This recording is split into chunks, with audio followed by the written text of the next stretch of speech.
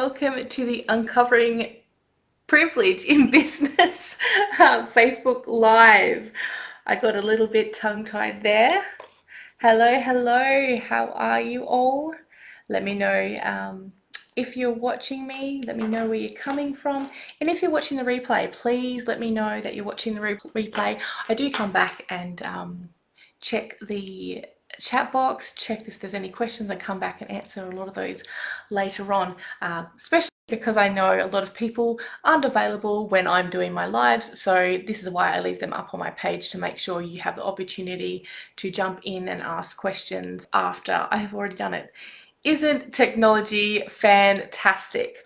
Okay, so as I said, this is Uncovering Privilege in Your Business Facebook Live. Last week I did one on white privilege in business, and we kind of identified what some of those things were. So this week we're kind of looking at, okay, let's look at uncovering what those actual privileges are in business. Okay, I just want to double check that I have gone live, because I don't have anyone on at the moment to let me know that I have gone live. It is always a beautiful thing when people jump on live and are available to ask questions like, is my sound working? Can you see me? Am I actually live, or am I being tricked right now? Okay, I can see I'm live. I'm just going to turn the sound on for a second, just to make sure. Oh, it doesn't seem like I have sound. Do I have sound?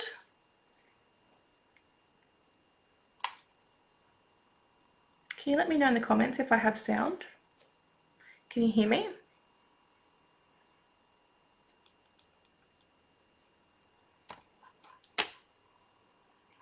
What about now?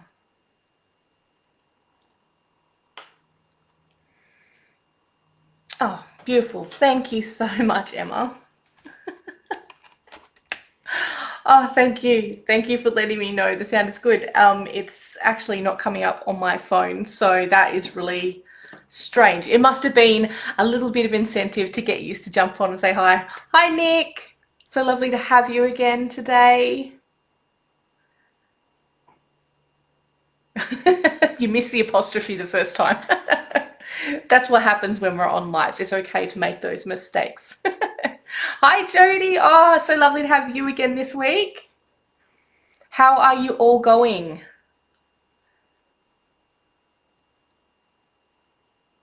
Kaya, Nick. Beautiful. Okay, well, let's get started, shall we? Now, I am going to start with an acknowledgement of country. If you see me gaze off for a second, it's because I actually can't talk and read at the same time. And there's children in the room. Yeah, and there's children in the room needing it. Yeah, I had that yesterday. I had one child at home, and I was trying to do a couple of business calls, so that was really interesting. I'm wishing you lots of luck with that one. Okay, so first of all, I'm going to start off with an acknowledgement of country. So I, Louise O'Reilly of the Wadawurrung Noongar people, would like to pay acknowledgements and respects to the Whadjuk people of the Noongar Nation as the traditional and ongoing custodians of the lands and waters on which I'm coming to you from, and pay deep respects to the elders of this space. I do want to express my deep love and respect for them, and thank them so much for their guidance, their love, their support, and their community leadership. And if you are on, if you know the name of the Aboriginal lands on which you're on, please feel free to share that. And if you don't know, that is absolutely okay. Just share where you're from.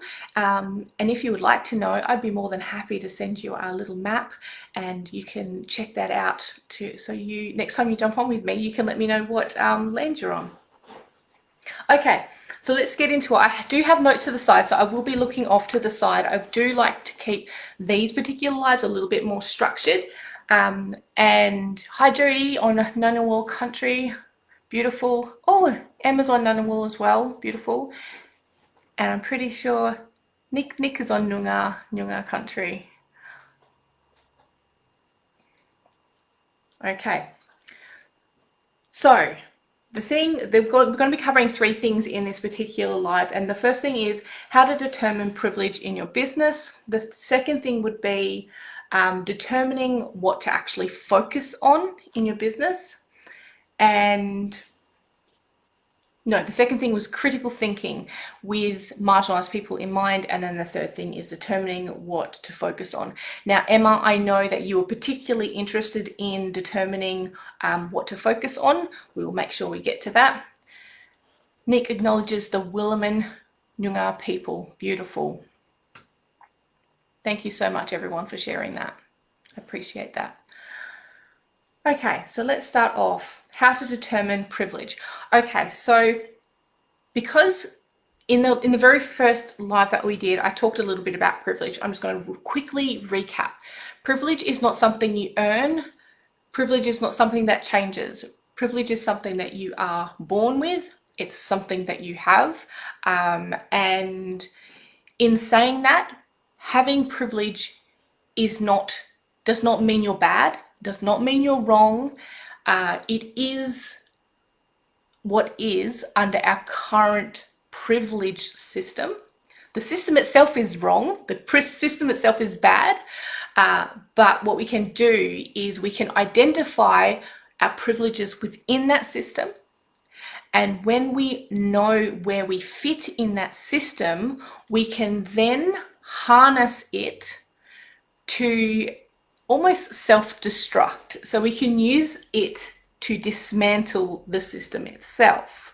And that is because with this privilege system that we have, it's a very hierarchical system. And the more privileges you have, the higher up that hierarchy you get. The higher up you get, the more power you have. And that power translates to influence. So the more privileges / influence / power you have, the greater potential you have to create social change that actually counteracts the privilege system, that actually says this system is terrible, it doesn't work, it's harmful. So what you can do from there is you can look at all the different spectrums of privilege, and there are, I'm not even going to give a number, probably thousands. There's thousands of spectrums of privilege. And if you look at lots of different ones, and there are some overarching, really kind of big ones that you can look at. If you know where you sit on those privilege spectrums, privilege / oppression spectrums, that is something that can help you determine your privilege. And so I'll give a couple now. If you have questions, please pop them in the chat box. So some of those examples of the privilege oppression spectrum are things like racism. So you have at one end is like a European heritage, and then at the other end is things like people of color or people from different racial backgrounds. And so you can mark yourself on there. You have things like genderism. So are you someone who your gender is binary and in align with whatever? So if you're female and you class yourself as a woman, or you are born male and you class yourself as a man, that's the privileged end of the scale. At the other end of the scale is non-binary people, or people who are transgender and things like that. So you can mark on those things. So there's lots of different spectrums of privilege and oppression. And so it can be things like, as I said, the racism, it could be genderism, the sexism, ableism, Eurocentrism. There's things like language bias, politics of appearance, classism. That's just off the top of my head. There's things like educationalism, so based on education. There's so many spectrums. Now, all of those spectrums, to just kind of zoom out and look at the big picture, all of those spectrums sit alongside each other. They are interconnected, they are interdependent, and also they all sit under a big overarching structure, which is white supremacy. So white supremacy is the overarching ideology, thought or belief that whiteness is supreme. And it's not, whiteness isn't actually necessarily totally about skin color, because people who also have white skin, like me, are not white enough for whiteness.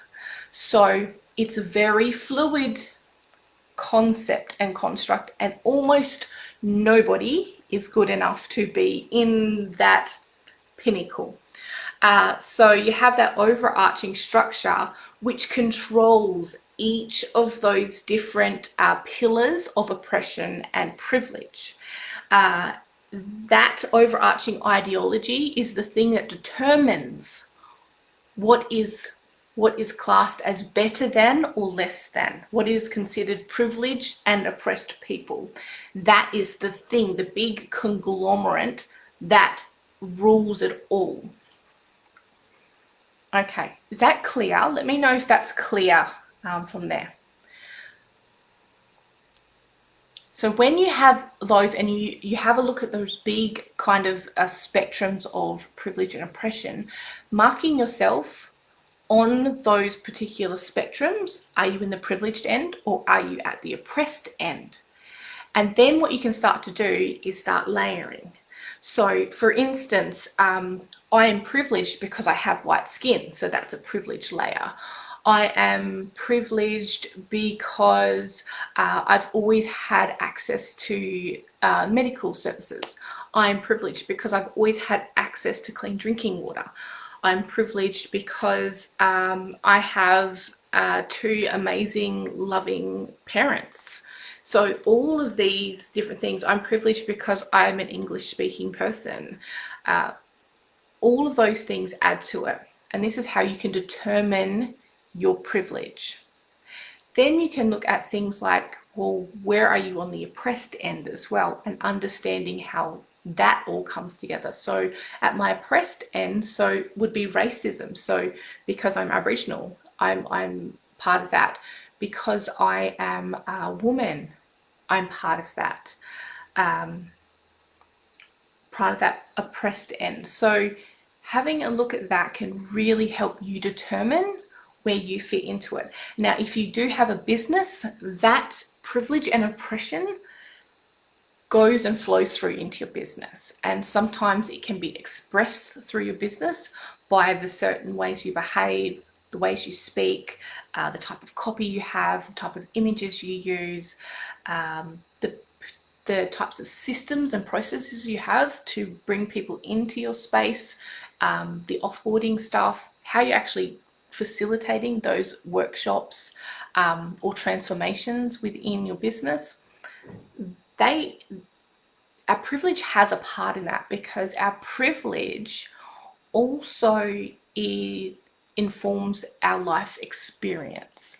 And when we don't have a good understanding that people's life experiences are different depending on privilege. The way I experience life and understand how everything works in the world can be vastly different to someone who is way more privileged than me, which is also, and it's also very vastly different to someone who has a lot more who are marginalized a lot more than I am as well. We actually see the world different. We actually experience the world differently. So when we can start to understand that and being open to listening to how people experience the world differently, listening to things that are good, listening to the things that are not so good, and then questioning what can we actually do to support more good to happen, or change the things that aren't great. So with that, let's move into the next thing. Let me know, is that traveling? Yes, Emma says yes, beautiful. Determining what to focus on. This is one of those things that a lot of the people I work with get very confused about, because almost everyone I attract into my world wants to do all the things all at once. And it's really confusing. What do you actually do first? What do you focus on? And I say without burning out, because my focus is on making sure that you are 100% so you can do the things you need to do so we can create this inclusion revolution. So I'm concerned about making sure this is sustainable for you, that you are progressing, that you feel good in doing it, and that you're not giving from an empty cup. It's important that this happens. It's important that this movement happens. This evolution of our society happens. So if you are someone who is like, yes, I'm willing to learn. Yes, I'm willing to do the work. Yes, I am willing to make changes and look within myself to see how I'm actually participating. We need you to be 100%. We absolutely need you to be 100%.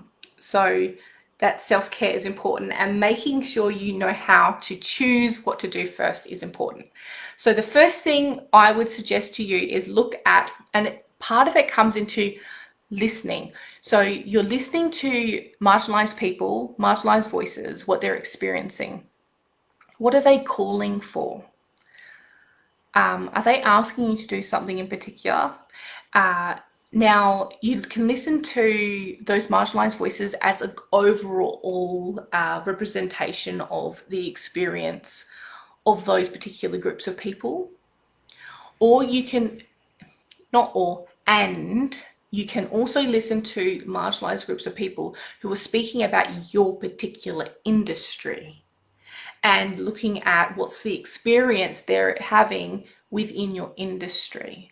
What are the problems they're seeing? What are the challenges they're seeing? And sometimes it's from people who are in your industry and are business owners. So they're expressing some of the concerns or the things that they can see from industry expert space. But you can also look at clientele and listening to what they're saying about their experiences within the industry and dealing with the industry.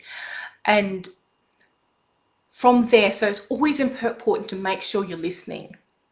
My elders say, we have 2 ears and 1 mouth for a reason, and making sure you're coming at it without that needing to create solutions, without needing to answer things or have responses.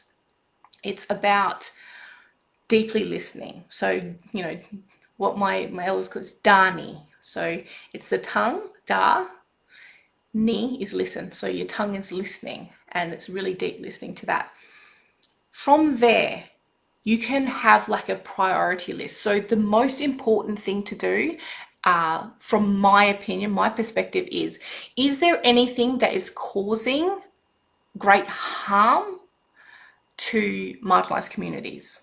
If there is something that's happening right now and they're saying this is harmful, these are harmful words, or this is really problematic for certain reasons, that is the thing to focus on first, because we want to be making sure safety is the priority. Then we can, after we've sorted safety, we can move over into inconvenience and things like there's problems with accessibility, or there is just some obstacles in the way that we can start removing. So safety, safety, safety. Listen, is there something dangerous or harmful to the community? That's priority 1. Then move into inconvenience.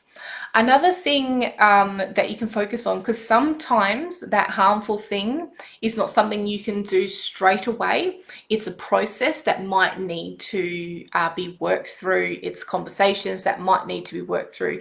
And it's a few different bits and pieces that you might often have to put together to create or stimulate that difference or change. So something else you can do in the meantime is do some tasks that are one-offs, that are really simple to do, that you can tick off today. So it's like just saying every single day, I'm going to do one thing that's going to contribute to inclusion in some way.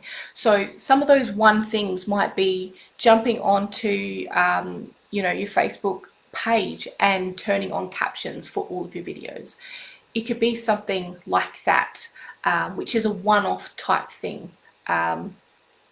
Another thing you could do is doing something like adding an acknowledgement of country to your social media platforms, or adding it to your email header or footer, adding it to your website. Things like that that are one-offs, you can just do one each day. Now the thing is, it may not feel like it's a lot, but it adds up. If you do one thing each day, that's 365 things you've done in a whole year. It's not meant to drain you. It's meant to be something that feels good for you. We are supporting more inclusion in the world. We're supporting the this dismantling or dissolving of a system that hurts and harms people. We are creating something better, something new. Isn't that exciting? We don't want to be feeling like we're burnt out. Okay, let me have a quick look at the comments section. Got here on note taking, listen to marginalized voices, groups of people, especially from experience and or within the industry. Beautiful. A+ for your note taking, Alicia. Wonderful. I'm just gonna have a quick sip. So how are you feeling about, and I went and did it. There must be some reason. I went and jumped straight from how to determine your privilege, straight into determining what to focus on.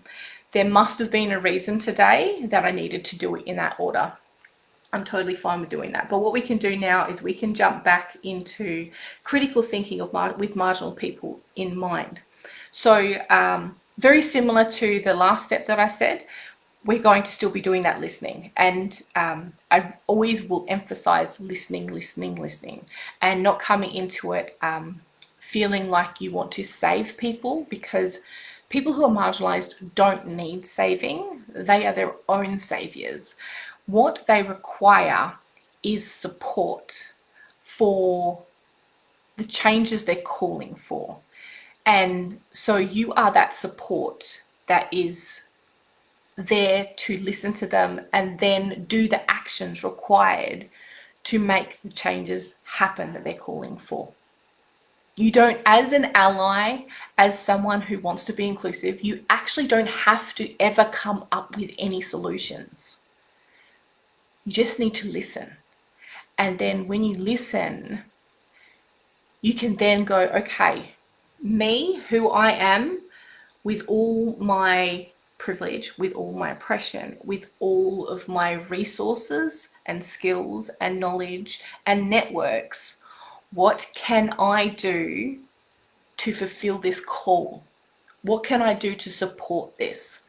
And that's a beautiful question to keep asking yourself around that. And you're not leading that in any way. It is the offering of support. It's like you are you're the backstage crew. You're very important to the show. You're very important to the outcome and the success of it, but you are behind the scenes doing the behind the scenes stuff. It is those marginalized people who have experienced those things firsthand that need to be they're the lead actors. They're the ones leading the show. They're the ones asking and calling for the changes that they're wanting and needing.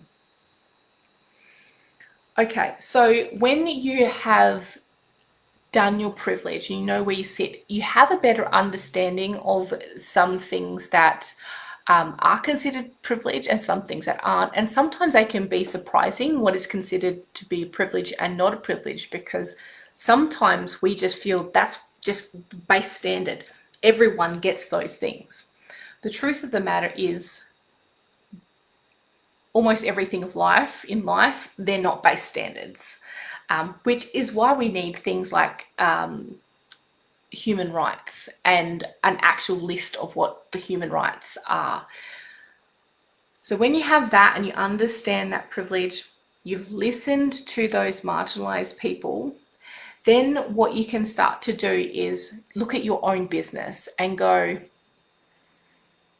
listening from all those stories, is there something in my business that is contributing to those challenges or contributing to those obstacles? And if they are, what can you do to remove them?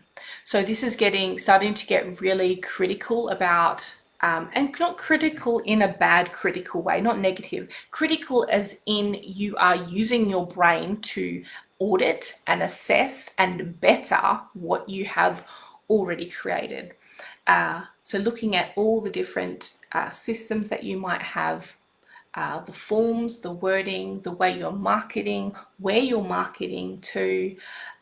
You could even be looking at, okay, I would love to have marginalized people come into my space and learn this stuff from me, or for me to support them in some way. But then you can ask yourself questions, but am I safe space for them to come to? Do I have enough cultural awareness or cultural knowledge to be able to hold a space for that?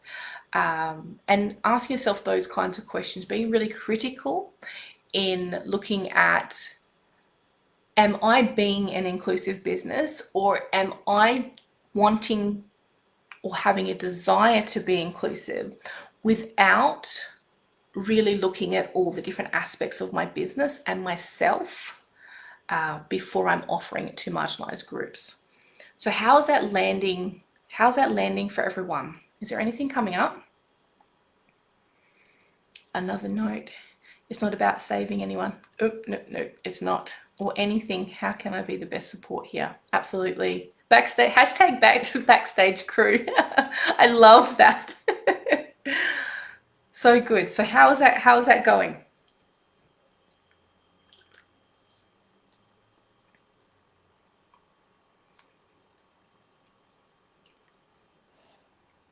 There is a little bit of lag time with these lives. I know that. So I am.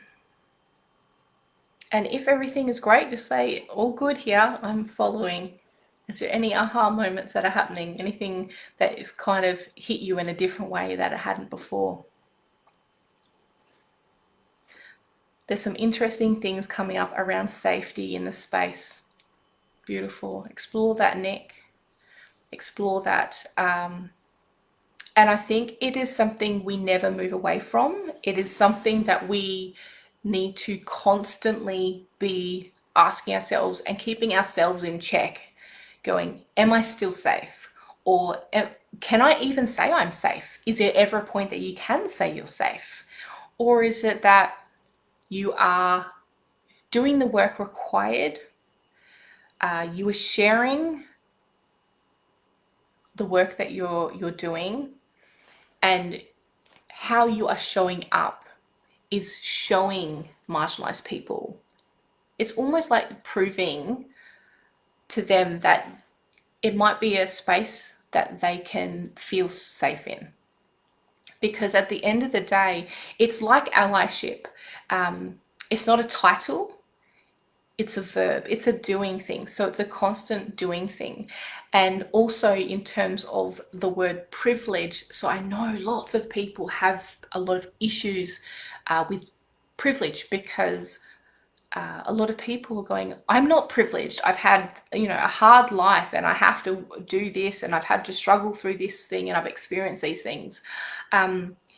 Privilege is not saying that your life is easy, but what privilege does is not from the perspective of the individual, it's from the perspective of the oppressed people. So if you are on the oppressed end of that scale, any treatment better, any less, or any more accessibility, or any benefits of privilege look like privilege. So I think you raised, well, a good conversation has come from that, to keep asking yourself over and over. And this is exactly why I am moving away from offering one-off workshops or one-off courses, because this is an ever-evolving thing. It is something that needs to continuously be updated and upgraded. And some things that are seen as inclusive today or okay today, a year ago, people weren't even considering it. And a year from now, it might be inappropriate. It might be completely, because the conversation has evolved in such a way that we've uncovered another layer of oppression through this newfound inclusivity. And this is why I make sure everything I'm doing now is in my membership, which is the Inclusion Creators Collective.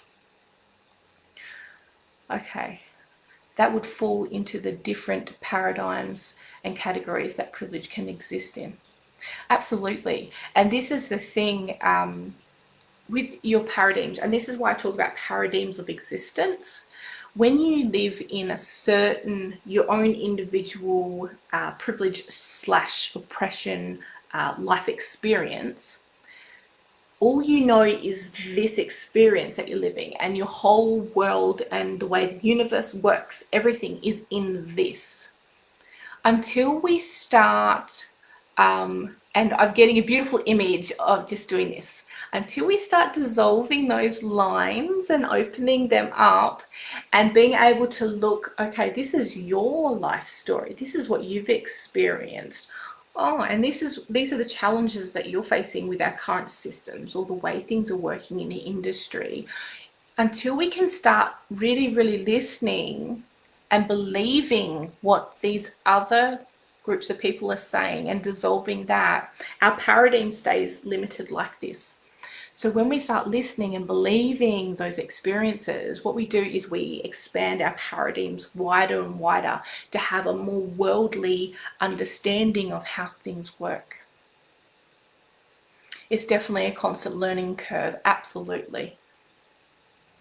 And please don't look at me like I'm a guru. I'm not a guru. I'm in this journey too. Everyone on the planet is on this journey.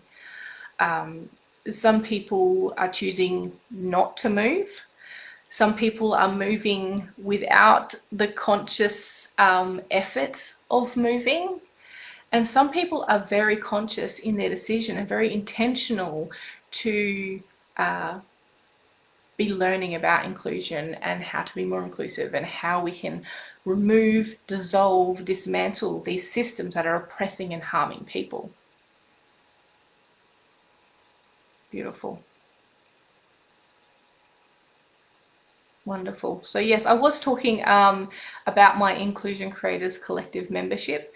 Now, if any of you who are watching want more information about that, I make sure with my membership, I look at all the different parts of doing the work.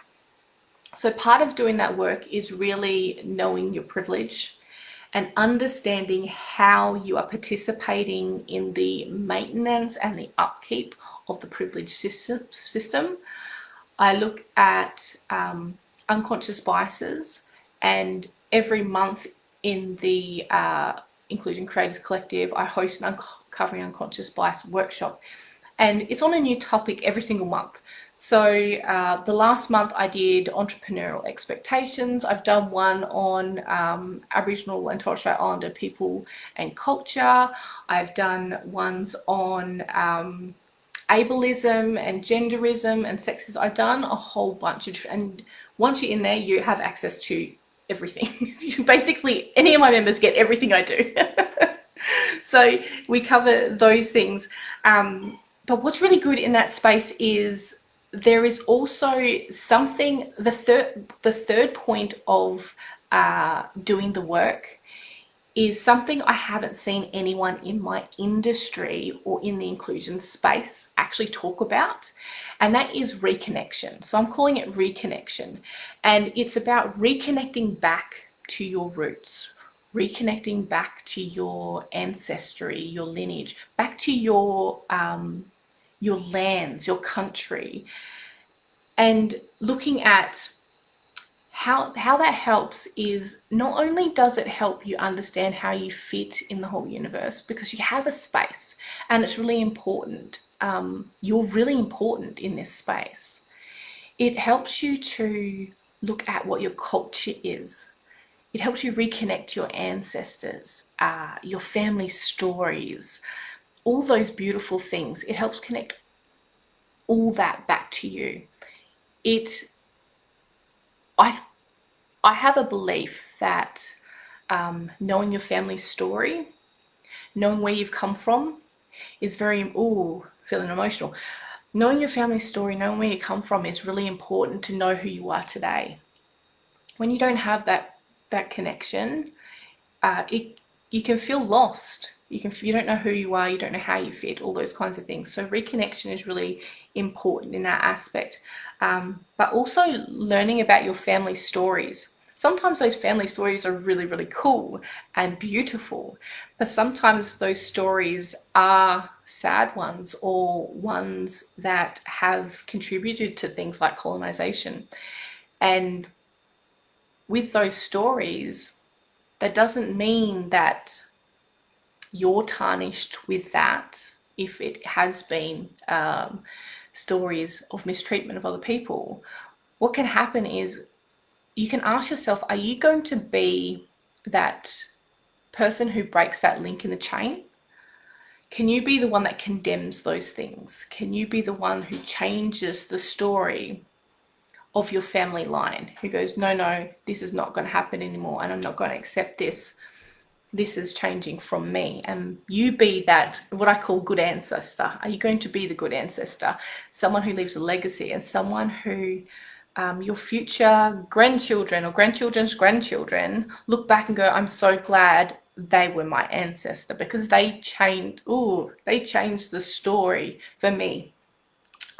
It's really important to me, obviously, because I'm getting so emotional about it. So there's that part of it, but then there's also the action side of it. And the action side of it is about the personal action you take within yourself. What are the behaviors that you are going to do or change in order to embody inclusion, to be part of that inclusion revolution that we're creating. And then the second part of it is about what actions are you going to do to influence change, positive change in some way.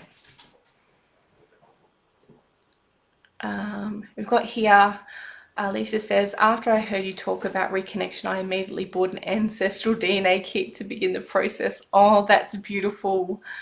It is so special to reconnect, and I'm so glad that you are on that journey, and I hope that you feel the same things I felt when I learned about my ancestry. Nick says, I've been researching my family history for those things. So beautiful. And sometimes it's just little random things that you find which are really, really cool. So for instance, my husband did a little bit of research on his family, and he found out that his family were the first group of people to wear pants. So that's like a really cool, interesting thing. And then sometimes you find out, that some things are not so great. There might be some not so great things. And Alicia says, and it's helped me realign to what I underestimated were my innate knowings. Oh, very, very cool. Yes. Yeah. And, I believe that things like our culture, our family knowledge and wisdom and all those kinds of things, I don't think they ever leave us. I think they are dormant, and sometimes you need someone who is,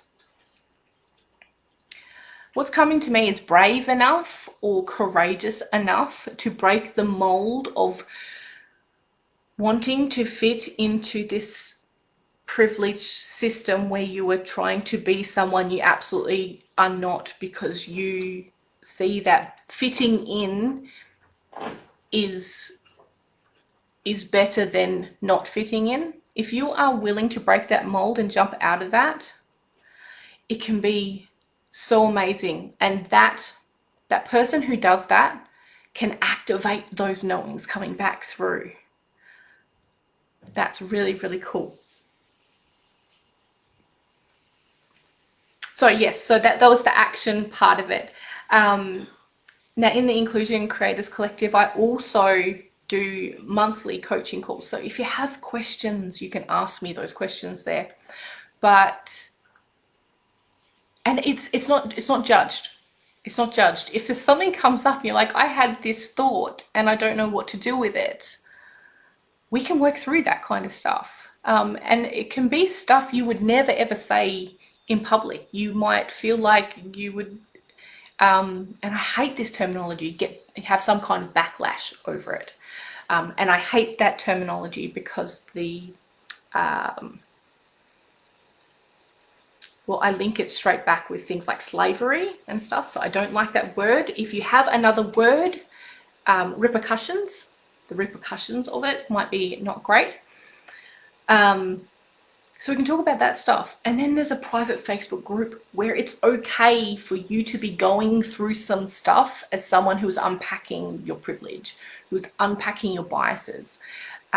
Basically, in every other space there is, it wouldn't be appropriate or okay for you as a privileged person to share that stuff, because it's kind of like, well, look, you're really privileged and you're complaining about the work that you have to do, or you're struggling so much. That's not what I hold in my space. In my space is, yes, sometimes it's tough to unpack your privilege and understand how you have been, or have come to the realization that you have been participating in a way that you didn't even recognize you were. Or it's tough sometimes to realize that you had these thoughts about some groups of people that absolutely disgust you. You don't even know where they came from, but you had them come up. It's okay in that space because you're healing too. So that's the space where I support with that. If any of you are interested in joining the Inclusion Creators Collective, it is $99 a month, and there is no minimum time to come. You can come for a month, you can come for a year. There are some people who've been in for like 2 years now. So it's a space you come in and you do what's best for you.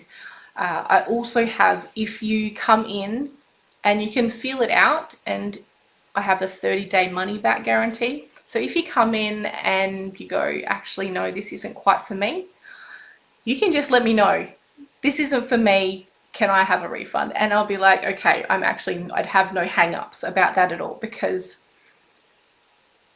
my space is designed for certain people to be in, and not everyone will like that space and the way I've curated it, and then other people will. So that's really, really cool.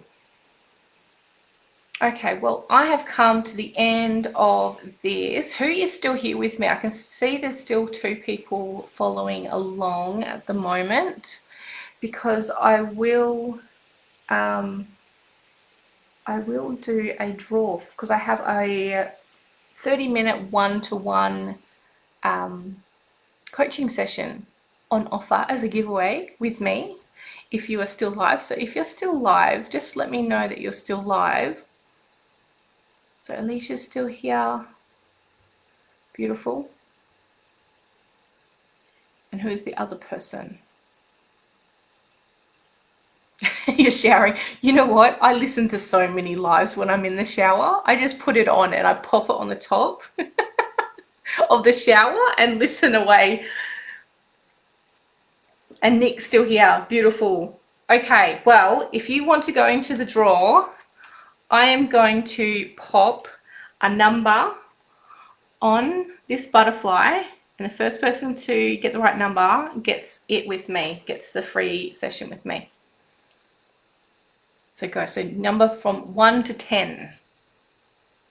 Oh, and Jodie's back. Oh, Jodie, we're doing the draw. 1 to 10. Number 1 to 10 gets to win a session with me. Oh, actually, you've already had a session. Jodie's still in. No, not 10, not 3. Oh, Jodie, no, not 5.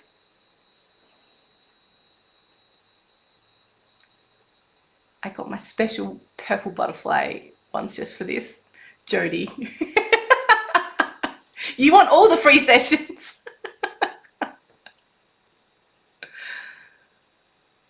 Oh, Nick, correct. Number 8. You got a session with me. Who could ever have enough, Louise? No one. No one. I'm going to say that straight out. I've had a session with you before also, so if Nick hadn't, he can. Oh, so this is why I love my people. You're so kind. Awesome. Okay, Nick, well, I will get in contact with you and send you the link to book a session with me. I'm really looking forward to it because I know that you have a lot of questions that you want to talk with me about, and I have some stuff I want to talk with you about too. So that's really, really cool. Thank you so much, everyone, for joining me. It has been such a fun live having you here. And if anything comes up for you in the next week, if you're thinking about this and you go, oh, something's come up, come back on here and pop the question in. Or if something really resonated with you and you're taking it through the week, let me know what your biggest takeaway was. And actually, in fact, if there's something right now which was your biggest takeaway of this live, can you let me know in the comments? Nick, you're in a very interesting space. Yes, definitely. And there's also, so between us, there's some ideas going on in my mind of some stuff that I might want to do, which probably would interest you, Nick, or even interest people you're connected with. But as I am a manifesting generator, in my human design, how I'm designed to be is I come up with lots and lots of ideas, and they're really, really super cool, amazing ideas. And I'm totally okay with blowing my own horn and saying I have fantastic ideas. The thing is, if I want them to be successful, I actually need to wait for a signal or a sign or an invitation from the universe to say, yes, now is the right time to go ahead with that idea and start doing that idea, and then it's go, go, go from there. Which is why a lot of time, even with my email list, I'll constantly say, what do you want to hear from me? Is there anything you want me to talk about? Anything you want me to do videos on? Because I need the invitation for it to be successful. If I just come up with the ideas and then I blast it out, it's not the right timing to do so. And that fits in also with my culture, that there's a right time for everything. And this is why, you know, some people say, oh, it's Noongar time, or it's Wongai time, or whatever time it is. That's not necessarily the case. The case is it's not the right time. And we know when the right time is because we get the signal, we feel the feeling. Now is the right time. So any takeaways to share?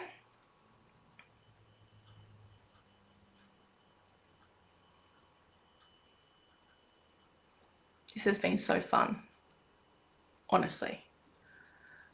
All right, I'll give you maybe another minute, and then I will finish off this live for this week. You completely understand where I'm coming from. Beautiful. Ah, that makes me happy. It makes me happy to know that I have communicated effectively. What I'm saying is coming through to you. No one else? Okay, well, I will end it up there. Thank you again so much for being here. Next week's live is going to be on, let me just quickly go to my calendar. Oh, I also need to talk about one more thing. I do have a Inclusion Creators Collective. It's where I'm doing it in my membership. I'm doing a workshop on business privilege and influencing change. So in that particular workshop, I'm going to be working with attendees and really looking at, okay, can we identify the privilege in your business, how it's showing up into the world and how it's actually being expressed through your business? Then looking at, okay, how can we alter this or remove it or change it in some way so it's then inclusive? And then we're going to actually have actions that you can take in your business. And finishing up with looking at, based on who you are and your privilege, how can you influence change in your space, and what space and what topics are going to be the ones where you have the most power or potential for influencing that change, because we don't want to be scattering our energy everywhere. Because when we scatter our energy everywhere and try and do all the things and talk about all the stuff, it doesn't change anything, it doesn't move anything, it's just white noise. But when we can be really super focused, this is the thing I'm focusing on, this is the needle that I want to move, that's where quite significant impact can happen. And then, so next week's live is going to be on social responsibility as a business owner, is next week. And now, Nick, I know that you don't have a business, but so the social responsibility stuff is still applicable. All this stuff is still applicable to everyone. So I've just kind of made it, making sure I talk about business in that as well. Okay, Alicia says, thank you, loved hearing all the important bits and drilling them in deeper. Thank you so much. Thank you so much for being here. Big takeaway for Nick was space safety. Yeah, and it's probably, it needs its own topic in general. So I may do additional lives and things like that to talk, or even just videos or posts to talk about space safety. So thank you so much for everyone for being here, and I will see you hopefully on the next live, or on my page, or on Facebook, or on TikTok. Bye everyone.